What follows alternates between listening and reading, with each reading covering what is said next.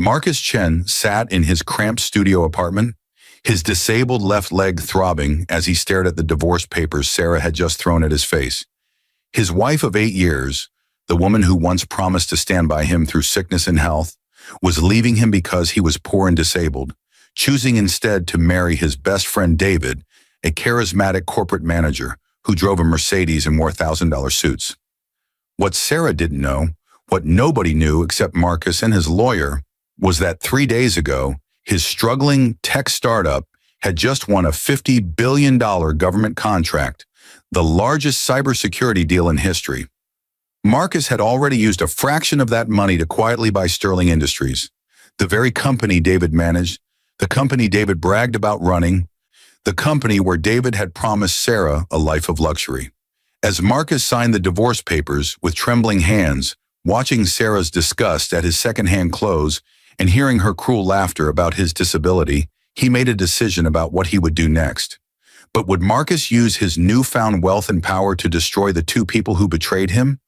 Or would his actions reveal something far more devastating that would leave them both totally crushed? And what did Marcus discover about Sarah and David's relationship that made their betrayal cut even deeper than the divorce itself? Marcus's hands shook as he set down the pen, the ink on the divorce papers still wet. Sarah stood by the door of their studio apartment, her designer handbag, a gift from David no doubt, clutched against her chest like a shield. Her eyes, once soft with what he'd believed was love, now held nothing but contempt as they swept over him, lingering on his leg brace, his threadbare sweater, the stack of unpaid bills on their scratched kitchen table. "I can't do this anymore, Marcus," she said, her voice carrying that particular tone of martyrdom he'd come to recognize over the past 6 months. "I've sacrificed enough. 8 years of my life, waiting for you to become someone, to build something.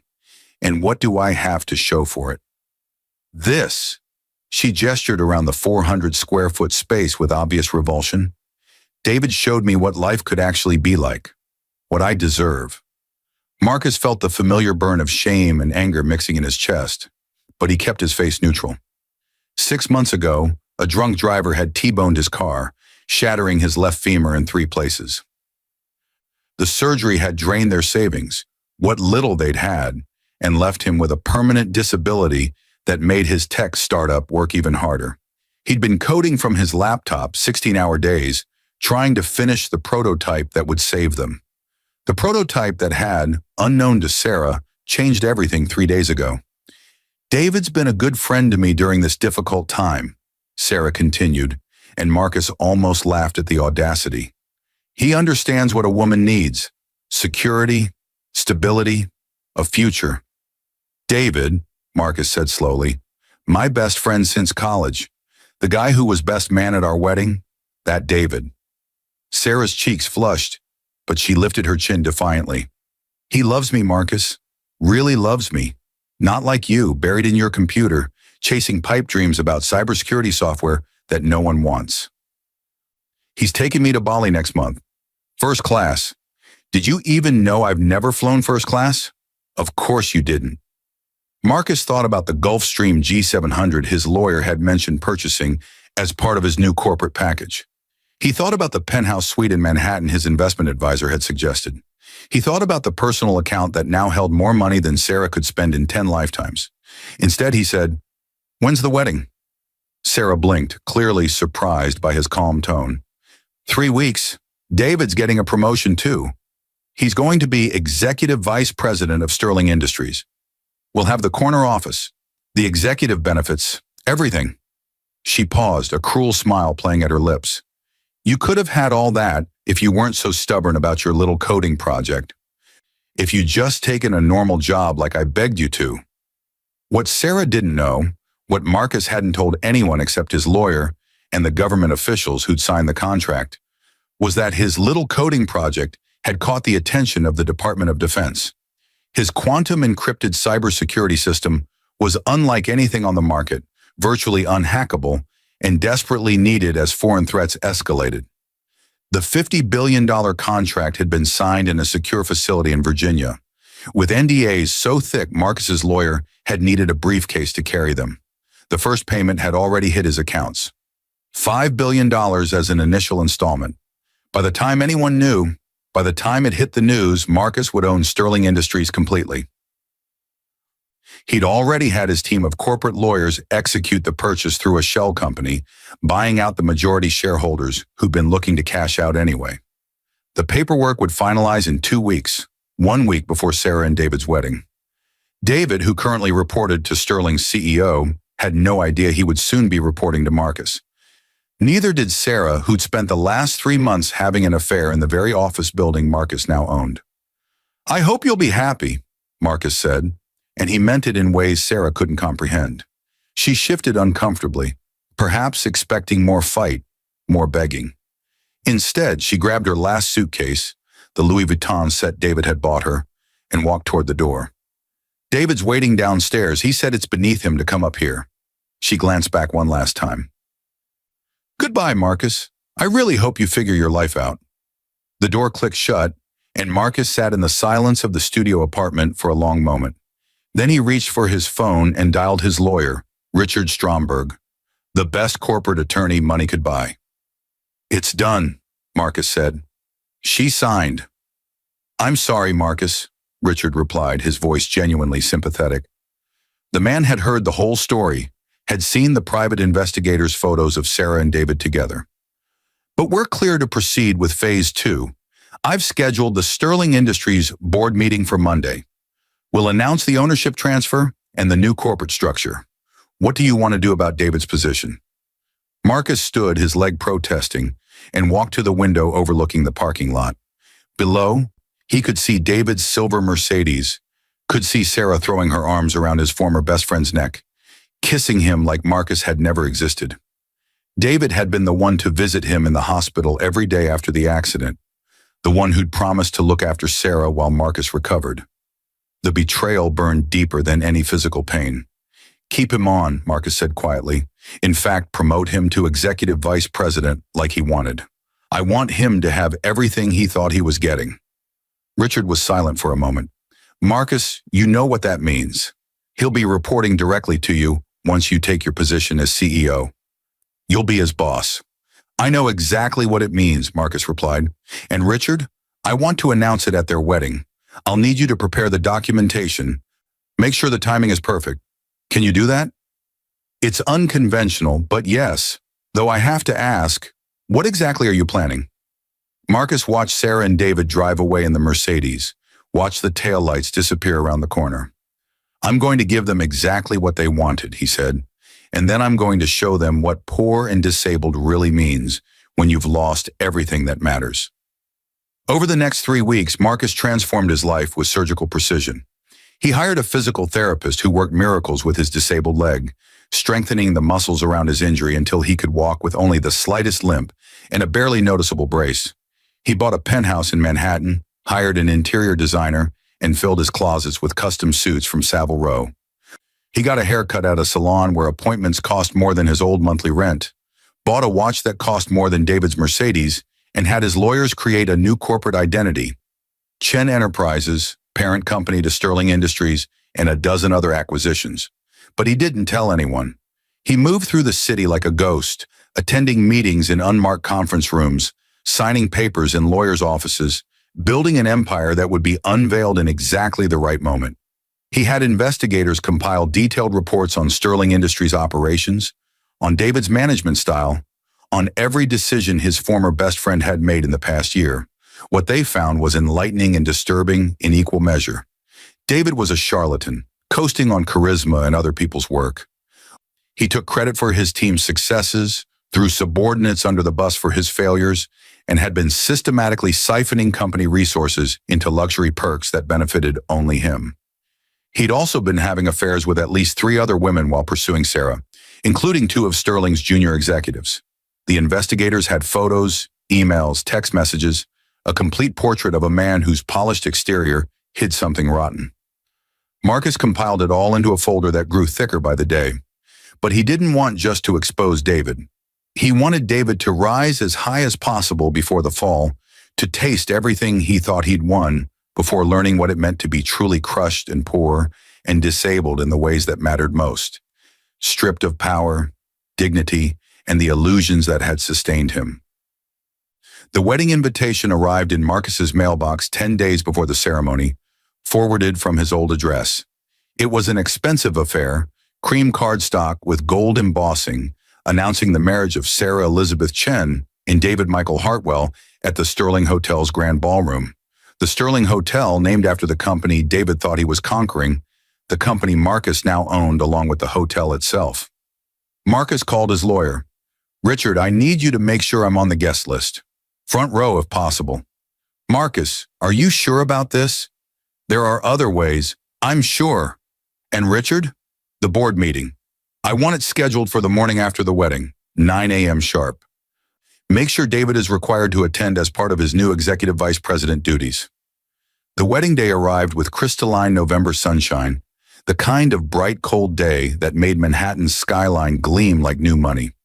Marcus, dressed in a midnight blue Tom Ford suit that cost more than he'd spent on clothes in his entire previous life, paired it with a white shirt in a subtle silk tie, and examined himself in his penthouse's floor-to-ceiling mirrors. The man looking back at him was almost unrecognizable from the person Sarah had divorced 3 weeks ago. Confident, powerful, healthy. The leg brace was gone, replaced by custom orthopedic shoes that corrected his gait. You'd never know he'd been disabled unless you knew where to look. He arrived at the Sterling Hotel an hour before the ceremony, slipping in through the service entrance his building manager provided. He found a quiet corner of the mezzanine overlooking the grand ballroom, watching the preparations unfold below. Sarah looked beautiful in a Vera Wang gown that probably cost $40,000. He knew because he'd seen the invoice in David's expense reports, charged incorrectly to Sterling Industries' client entertainment budget. David stood at the altar in his tuxedo, greeting guests with the easy charm that had fooled Marcus for 15 years of friendship. Marcus made his way down to the ballroom as the guests began arriving, blending seamlessly into the crowd of Sterling Industries executives and society figures. Several people glanced at him, clearly trying to place his face, but no one recognized the transformed Marcus. He'd lost weight during his recovery, gained it back as muscle with his therapist's help, and the expensive grooming had done the rest. He found his seat, front row, as requested, with a simple place card reading M. Chen, and waited as the ballroom filled with 400 guests. Sarah had always wanted a big wedding, Marcus remembered. Their own ceremony had been a courthouse affair, with 20 people in attendance because they'd been poor and saving every dollar for his startup. Now she was getting her dream wedding, funded by David's embezzled company resources and corporate malfeasance. The ceremony began with a string quartet playing Pachelbel's canon.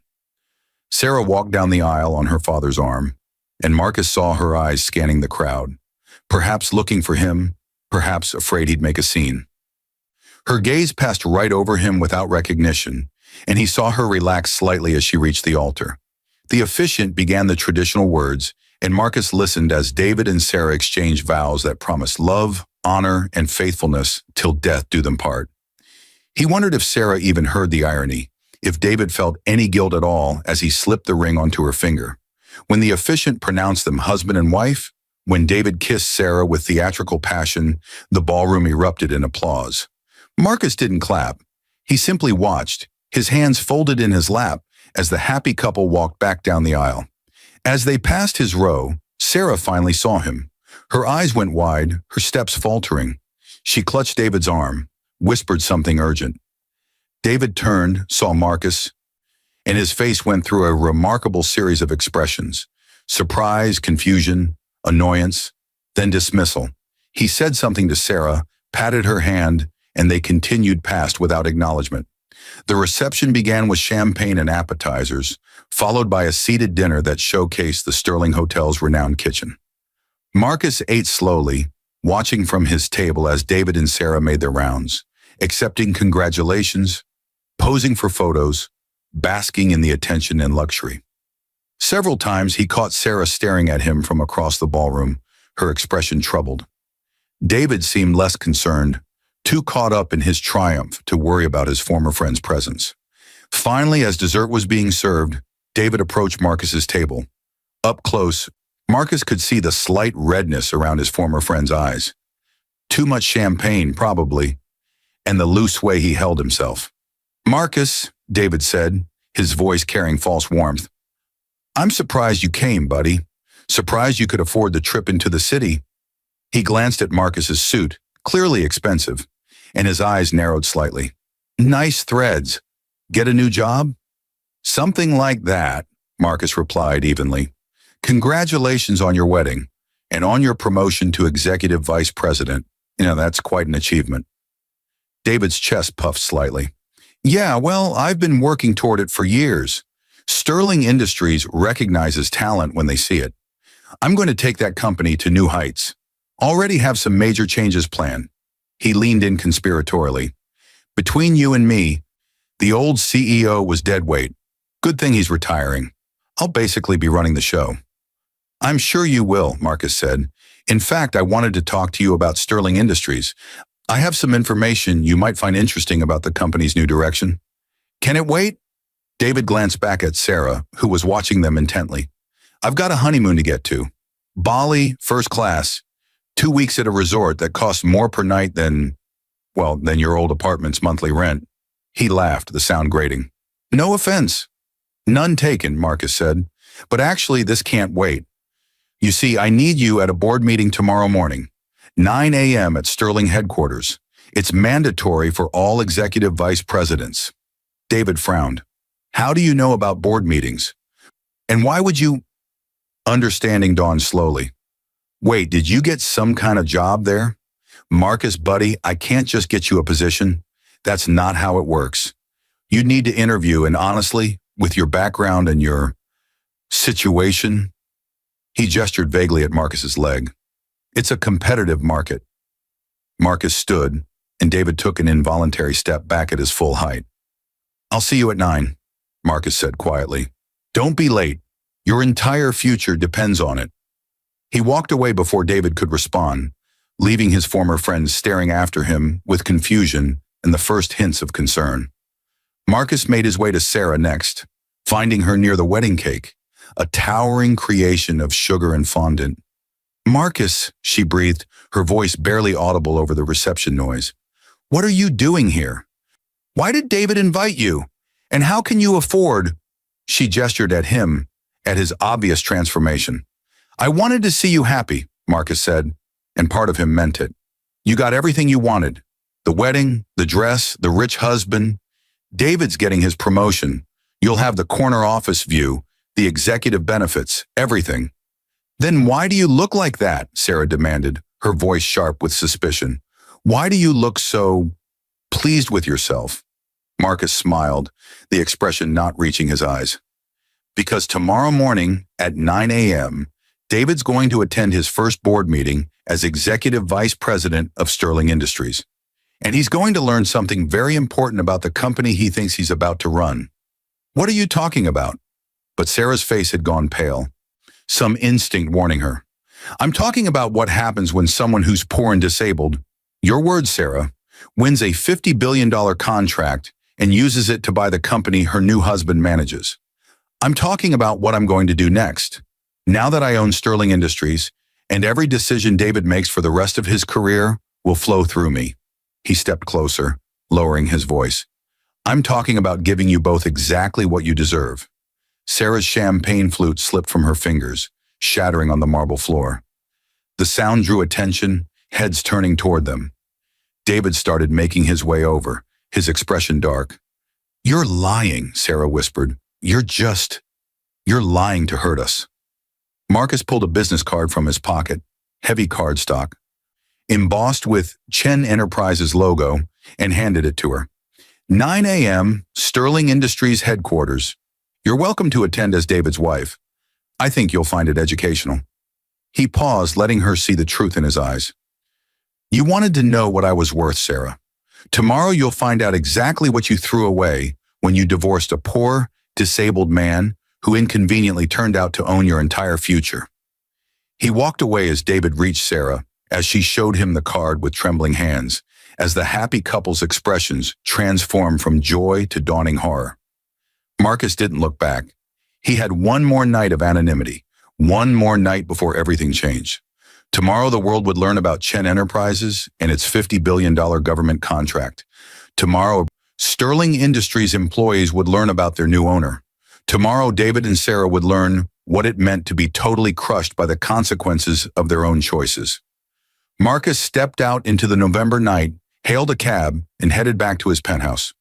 He had a board meeting to prepare for after all, and he wanted to look his absolute best when he showed two people who judged him for being poor and disabled exactly what he'd built from the ashes of their betrayal. What he would do next wasn't about revenge, he realized as the city lights streamed past the taxi windows. It was about justice, about truth, about showing them who they'd really been all along when they thought he couldn't fight back.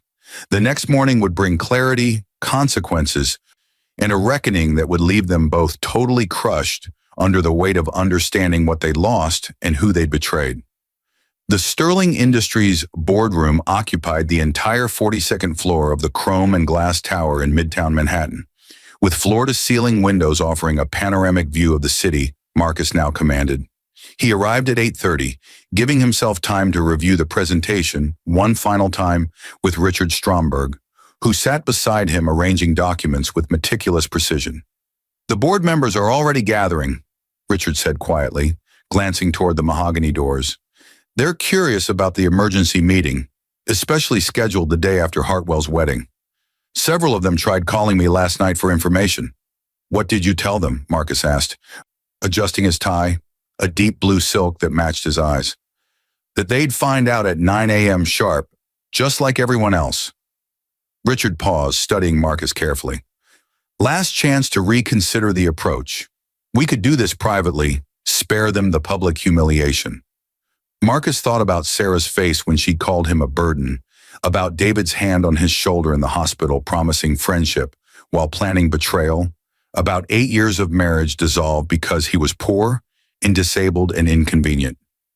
"No," he said simply. "They made their choices publicly. They get the consequences the same way."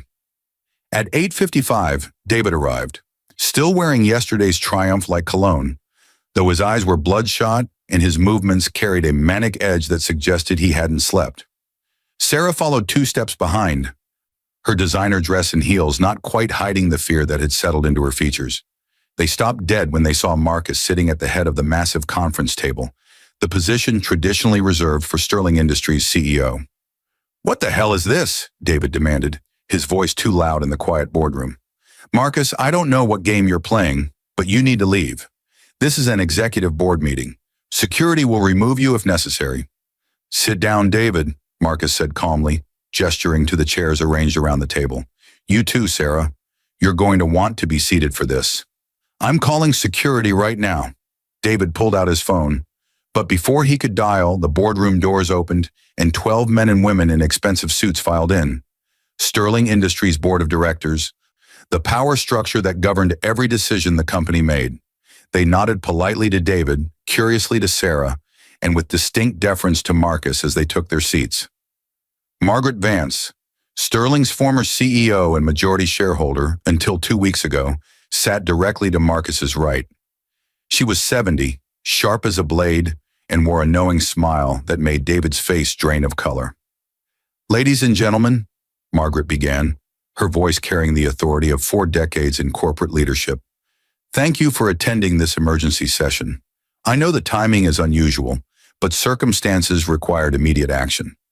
As most of you know, I've been planning my retirement for the past year, looking for the right buyer to take Sterling Industries into its next chapter." She paused, her gaze sweeping the room. 3 weeks ago, I found him." David's phone clattered to the table. Sarah's hand found his arm, gripping tight. "It is my privilege to introduce you to Marcus Chen, founder and CEO of Chen Enterprises, the Department of Defense's newest contractor for quantum encrypted cybersecurity systems. Mr. Chen's $50 billion government contract represents the largest single cybersecurity deal in United States history." Margaret gestured to Marcus with obvious respect. 2 weeks ago, Mr. Chen purchased controlling interest in Sterling Industries through a private acquisition. As of midnight last night, the sale finalized. Marcus Chen is now the owner and CEO of this company. The boardroom erupted in murmurs, board members turning to each other with surprise and speculation. Marcus watched David's face cycle through disbelief, denial, and finally a creeping horror as the implications crystallized. Sarah had gone completely still, her eyes locked on Marcus with something that looked like desperate hope, perhaps thinking he'd done this for her, perhaps imagining reconciliation. Marcus stood, his custom orthopedic shoes silent on the marble floor as he walked around the table to stand directly across from David and Sarah. "Thank you, Margaret, and thank you all for your service to Sterling Industries. I'm honored to lead this company forward." He pulled out a leather portfolio, extracting several documents. "My first order of business is to address some concerning issues that came to light during the acquisition due diligence." David's face went from white to gray. "Marcus, listen. Whatever you think you found, David Michael Hartwell," Marcus continued as if his former friend hadn't spoken, sliding the first document across the table. "Currently Executive Vice President of Operations, recently promoted. Over the past 18 months, you've charged approximately $370,000 in personal expenses to company accounts. Luxury hotel stays, first-class flights, designer purchases, and even a $40,000 wedding dress, all categorized under false budget headings. You've also engaged in multiple inappropriate relationships with subordinate employees, creating hostile work environment situations that expose the company to significant legal liability." Sarah made a small sound, turning to stare at David with dawning comprehension. "Multiple relationships? David, you said I was the only—" "Furthermore," Marcus continued, his voice steady and professional, "you've systematically taken credit for work performed by your team members, specifically Jonathan Reeves, Patricia Hong, and Marcus Chen during his brief consulting period 3 years ago. The cybersecurity protocol that earned you your promotion? That was Jonathan's design. The client retention strategy that saved the Johnson account? Patricia's work. The quantum encryption framework that you claimed as your innovation in last quarter's presentation?" Marcus smiled without humor. "That was mine from when we were still friends, and I foolishly shared my research with you." The board members were taking notes now, their expressions hardening as they reviewed the documentation Marcus distributed. David had slumped in his chair, his earlier confidence evaporating like morning fog. "Now," Marcus said, returning to his position at the head of the table, "I have several options for how to proceed. Option 1, I terminate David immediately for cause, report the embezzlement to authorities, and let the legal system handle the consequences. He'd likely face criminal charges, possibly prison time, and definitely permanent career destruction. Sarah, as his wife and beneficiary of many of these fraudulent purchases, would likely face civil liability as well." Sarah's face crumpled, tears beginning to stream down her carefully made-up face. "Marcus, please, I didn't know." "Option 2, Marcus continued, his voice cutting through her plea. "David remains employed at Sterling Industries, but in a position more suited to his actual skills and ethical standards. Entry-level analyst in the compliance department, reporting to Patricia Hong, one of the people whose work he stole. Salary of $65,000 annually, no bonuses, no executive perks.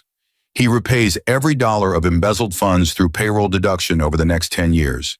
Any violation of company policy results in immediate termination and criminal prosecution." The boardroom was silent except for Sarah's quiet sobbing. David stared at the table, his hands trembling. "Option 3, Marcus said, and his voice softened slightly, though steel remained underneath. "I fire you both from my life completely. David, you're terminated, but I don't press charges. You get to leave with your reputation technically intact, though without my recommendation, you'll find it difficult to find equivalent work. Sarah, you get to stay married to the man you chose, live with the consequences of that choice, and never contact me again." "What do you want?" David finally asked, his voice hoarse and broken. "What do you want me to say? That I'm sorry? That I was jealous of your talent and your marriage and took both because I could? That I've been a fraud my entire career, coasting on other people's brilliance?" He laughed bitterly. "You were always better than me, Marcus. Smarter, kinder, more genuine. I hated you for it. And when you got hurt, When you became disabled and poor and struggling, I saw my chance to take what you had. So I did. Sarah turned to stare at her new husband with horror. You planned this? You pursued me deliberately to hurt him?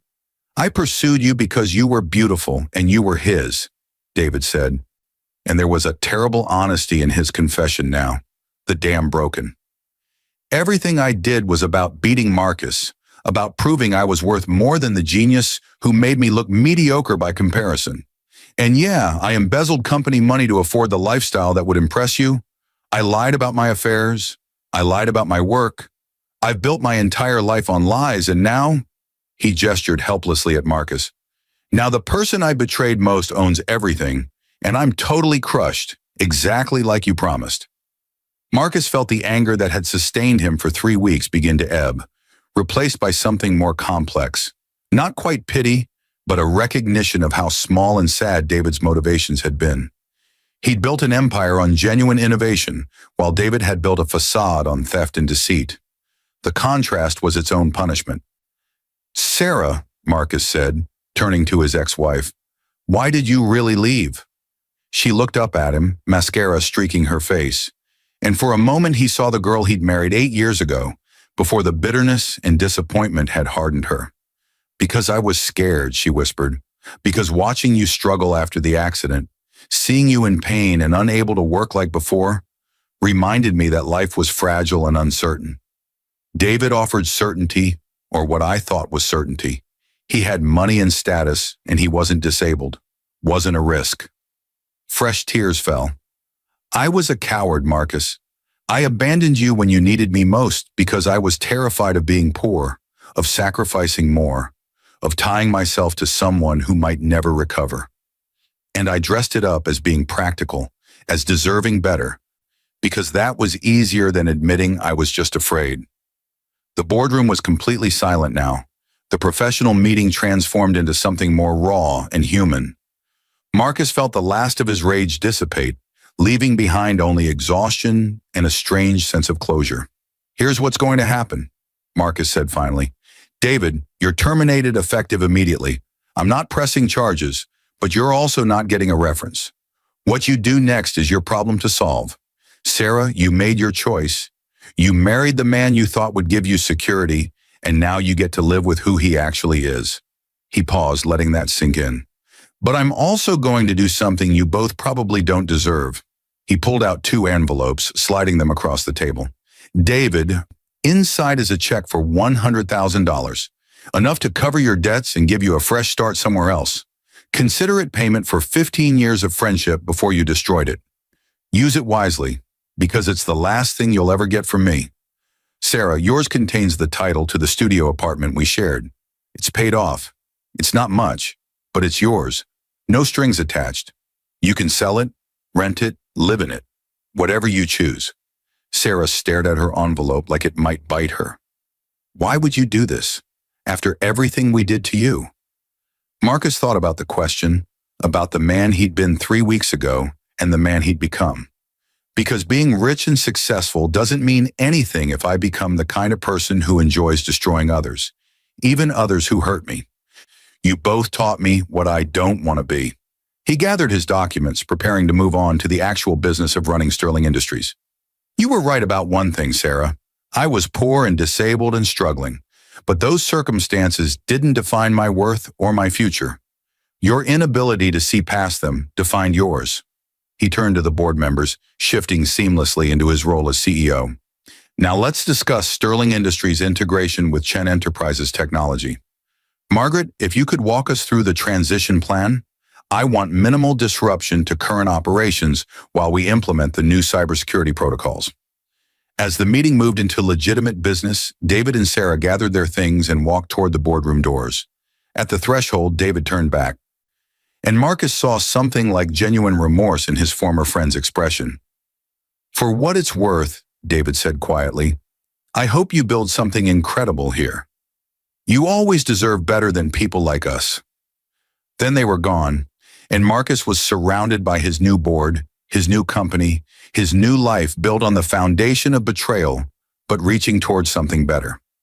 Through the windows, Manhattan stretched out in every direction, a city of 8 million people, 8 million stories, 8 million chances to choose who you wanted to be. 6 months later, Marcus stood in the same boardroom, but everything had changed. Sterling Industries had merged seamlessly with Chen Enterprises, creating the largest cybersecurity firm in North America. The company's value had tripled. The Department of Defense contract had spawned 5 additional government deals, and Marcus had been featured on the cover of Forbes under the headline, "From Divorce Court to Corporate Court, The Rise of Marcus Chen." Patricia Hong was now Chief Operating Officer, Jonathan Reeves ran the Innovation Division, and together they'd built a company culture based on meritocracy and genuine collaboration. Marcus had also established the Chen Foundation, a nonprofit supporting disabled entrepreneurs and providing grants to people rebuilding their lives after devastating setbacks. He'd heard through mutual acquaintances that David was working at a small marketing firm in New Jersey, had separated from Sarah after 3 months of marriage, and was allegedly in therapy trying to address his pattern of deceit. Sarah had moved into the studio apartment Marcus had given her, gotten a job as a paralegal, and was reportedly learning to live within her means. Marcus wished them both well in a distant, abstract way. They were part of his past now, not his future. His phone buzzed with a text from Richard Stromberg. "Gala tonight, 7 p.m. Don't forget you're giving the keynote. Also, Dr. Amanda Winters confirmed she'll be there. Says she's looking forward to continuing your conversation from the Chamber of Commerce lunch." Marcus smiled. Amanda was a biomedical engineer who ran a prosthetics company, brilliant and funny and unimpressed by his wealth. They'd talked for 2 hours about innovation and recovery, and she'd understood instinctively what it meant to be disabled in a world that often equated physical limitations with personal deficiency. And he was looking forward to seeing her again. As he prepared to leave the office, Marcus caught his reflection in the boardroom windows, successful, confident, healed. But more importantly, he saw someone who'd been tested by betrayal and chosen grace over vengeance, who'd been called poor and disabled and proven that neither circumstance diminished human worth. Sarah and David had taught him what he didn't want to be. Amanda and his team at Chen Enterprises were showing him what he could become. And every day he chose to build something meaningful rather than dwell on what others had tried to take from him.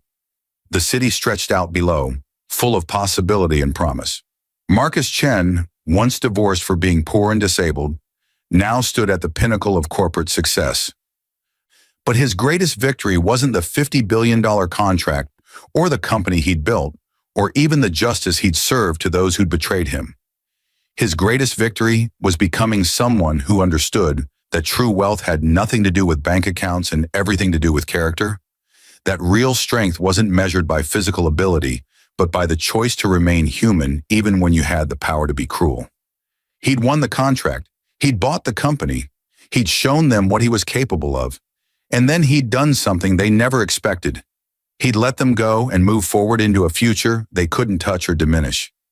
That, Marcus thought as he locked his office and headed toward whatever came next, was what it really meant to leave someone totally crushed. Not by destroying them, but by succeeding so completely that their betrayal became irrelevant, a footnote in a story that was always about his rise rather than their fall. The elevator doors closed, carrying him down from the 42nd floor toward the street level, toward the gala, toward Amanda, and possibilities he was only beginning to imagine. Behind him, Sterling Industries hummed with productive energy. Ahead of him, the future waited with open arms. And for the first time since Sarah had thrown those divorce papers in his face, Marcus Chen felt completely, genuinely, triumphantly free.